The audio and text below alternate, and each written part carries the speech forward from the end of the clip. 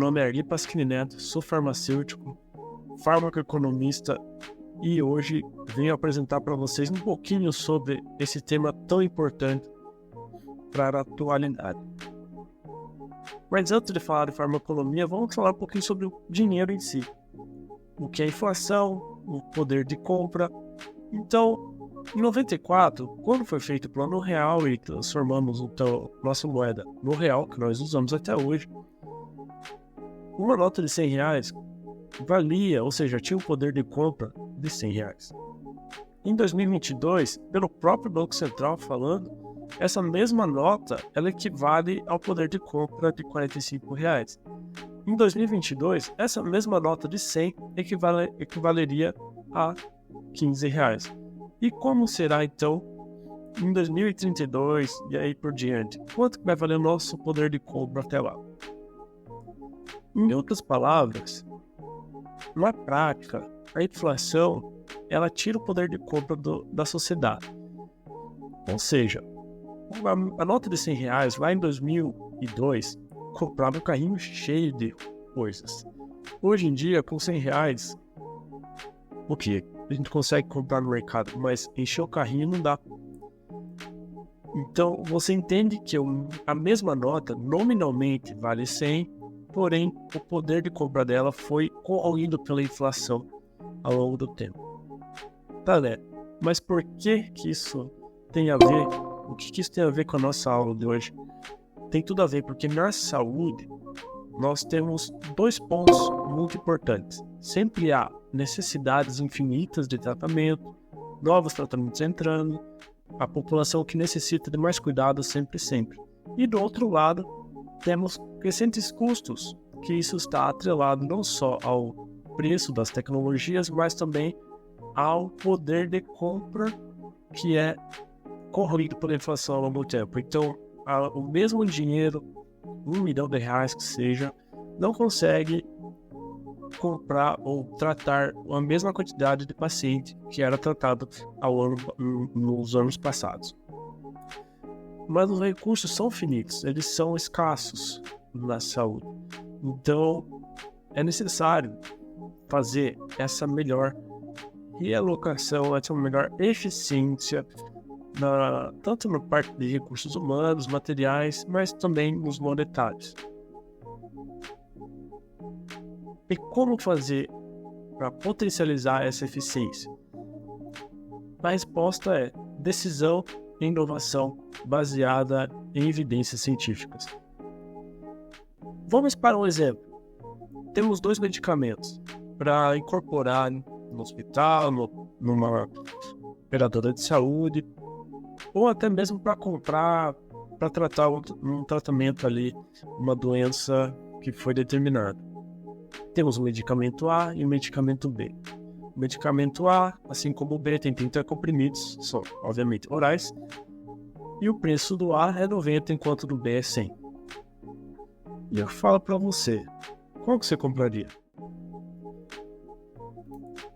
Eu falo ainda, te dou 10% de desconto no medicamento A. Então de 90 foi para 81. Tá ficando, já estava interessante, tá ficando mais interessante ainda. Qual você compraria? Provavelmente, com as informações que você tem aqui, você está tendendo a escolher o A. Obviamente, é com as informações que está em tela.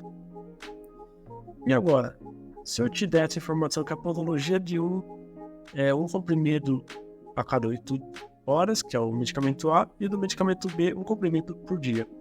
Obviamente, sem levar em consideração outros custos, o medicamento A está ficando mais caro, porque R$ 2.900, cerca de 36 frascos, enquanto o medicamento B vai utilizar 12 frascos e vai custar no total de R$ 1.200. Agora, qual você compraria? Aqui você provavelmente mudou de ideia, está indo para o B. Mas a resposta seria, depende das evidências científicas. O preço, por ser mais barato, não necessariamente deve ser escolhido ele, e não necessariamente ter um preço mais caro quer dizer que ele é melhor que o outro. Temos que tomar cuidado com isso. Temos que olhar para o que a literatura diz, e literatura boa. Por quê? lá na análise econômica, ele não é apenas avaliar quanto custa um ou outro, mas ele vai entender o custo e a consequência de cada alternativa. Um exemplo aqui mais ilustrativo deixa bem claro isso. Então, a alternativa 1 tem o teu custo e a sua consequência, sua efetividade, sua segurança. E a alternativa 2, mesma coisa, tem um custo e uma consequência que pode ser igual ou diferente da primeira. E isso, juntando todos esses dados e outros, é feita a avaliação econômica que vale de base para uma tomada de decisão. Então, a avaliação econômica não é escolher o mais barato, tá? É você olhar na literatura, fazer a avaliação de tecnologia em saúde, ATS, e ter fontes de dados confiáveis. Quando vamos olhar a literatura, temos que ter em mente os níveis de evidências científicas, que é demonstrado na pirâmide ao lado. Ter, então, uma escolha de boas evidências ou boas fontes de evidências científicas, pegar sempre mais perto do topo, revisões sistemáticas, cons e meta-análise, eventualmente ensaios clínicos randomizados e cortes. E a ATS e a farmacoeconomia, elas conversam, ATS e economia de saúde conversam no sentido de segurança e eficácia em primeiro lugar, depois vemos os custos. Sempre temos que, não podemos colocar o preço ou o custo da tecnologia frente à sua efetividade e à sua segurança. E a economia da saúde ajuda a transformar essa síntese de evidências que a ATS faz tão bem em ferramentas farmacoeconômicas. E as ferramentas farmacoeconômicas, existem pelo menos 5 delas, vou te mostrar. O impacto orçamentário, onde basicamente vê apenas quanto custa a alternativa A e a alternativa B, sem levar em consideração a sua efetividade, sua segurança, só para ter uma noção no orçamento de quanto vai custar cada alternativa. Custo minimização. Essa, olha, que na literatura não há diferença de eficácia e segurança entre duas alternativas, obviamente vamos escolher a mais barata. A custo-efetividade. Aqui começa a ficar mais complexo. Então, existem duas alternativas onde uma é melhor ou pior que a outra e, ao mesmo tempo, mais cara ou mais barata que a outra. E, então, a análise começa a ficar mais complexa e os desfechos analisados aqui são desfechos mais duros. Por exemplo, tempo de vida ganho. Então, anos de vida ganho. Esse é o desfecho que é analisado na custo-efetividade. Para ter mais 10 anos de vida ganhos, você vai pagar R$1 milhão a mais. Então, essa é a custo-efetividade. Ela dá mais anos de vida, mas custa mais R$1 milhão a mais em referente à alternativa sendo analisada. Já o plano de custo-efetividade, ele traz de forma simples o que a custo-efetividade quer trazer. O exemplo que nós demos agora, ele ficaria no quadrante 1, ou seja, ele está trazendo mais anos de vida, no caso foram 10, e ao mesmo tempo ele custa R$1 milhão a mais. Aí a análise é se naquele local existe um limiar de custo-efetividade para ajudar a tomar essa decisão e assim por diante.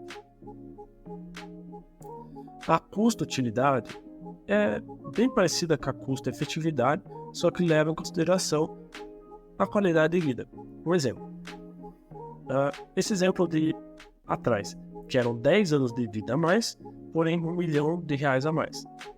Se eu dissesse que esses 10 anos de vida fossem de plena saúde, provavelmente até você querer pagar R$1 milhão a mais.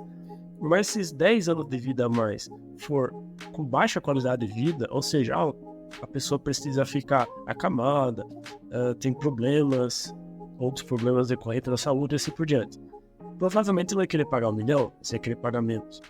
Então, é só uma análise para você entender que a custo-utilidade é basicamente a efetividade, só que incorpora a qualidade de vida na análise. E o custo-benefício? O custo-benefício, ele traz, então, a transformação de tudo em dinheiro. Essa efetividade transforma em dinheiro, tempo de hospitalização transforma em dinheiro, e assim por diante, para tentar ver a alocação melhor dos recursos. Só que o sofrimento, a dor, são custos intangíveis, não dá para transformar ele em dinheiro. Quanto custa uma dor? Quanto custa diminuir uma dor? Quanto custa diminuir o sofrimento? Não dá para mensurar. Então essa é a dificuldade do custo-benefício.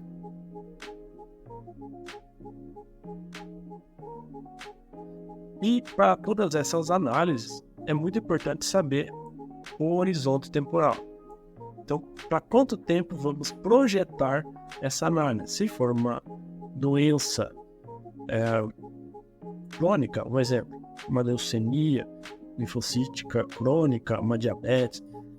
Então, a projeção é 10 anos, 5 anos, 15 anos.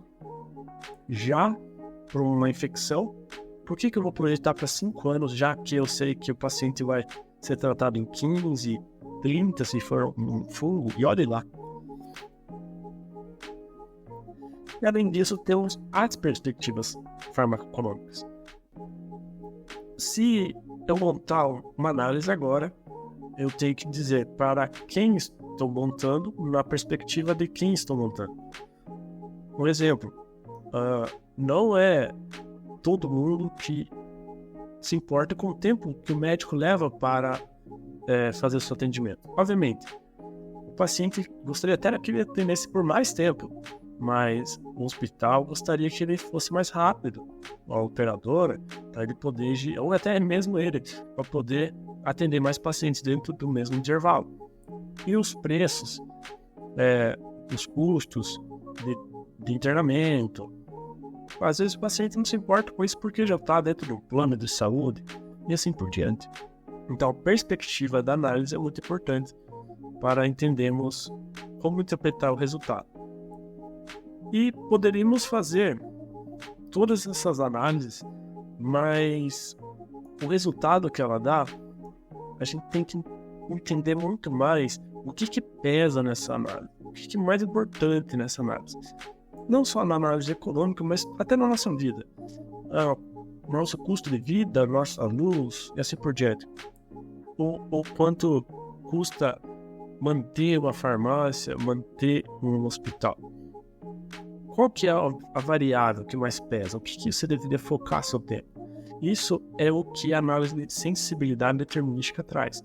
Ela traz através de um gráfico de tornado, que vocês podem ver. É onde a bainha for mais comprida, é onde deveríamos focar nossos esforços, porque ela traz mais variação no resultado final. No caso aqui é monetário, mas poderia ser outro tipo de resultado. Ao contrário do que muitas pessoas pensam, que geralmente, vou focar no preço do medicamento. Não, essa análise aqui, o nosso exemplo, está falando que a taxa de aplicação intravenosa é o que mais pesa no custo final daquele tratamento. E depois vem o medicamento ali oncológico e depois o peso ainda. Então existem outras alternativas, outras coisas para ser analisado e dar foco e a gente não perder tempo, que é tão precioso. E para isso, então, foi montado uma ferramenta com apenas um clique. Você consegue, então, fazer toda essa análise farmacoeconômica. E caso você esteja curioso, sobre a farmacoeconomia, então acesse medicalc.me, é a startup de farmacoeconomia que eu construí. E fique à vontade para mandar lá no chat dúvidas, perguntas. Siga também a gente no Instagram e no YouTube. Os dois é Medicalc, só que sem o ponto, Medicalc.me, tá? E foi um prazer.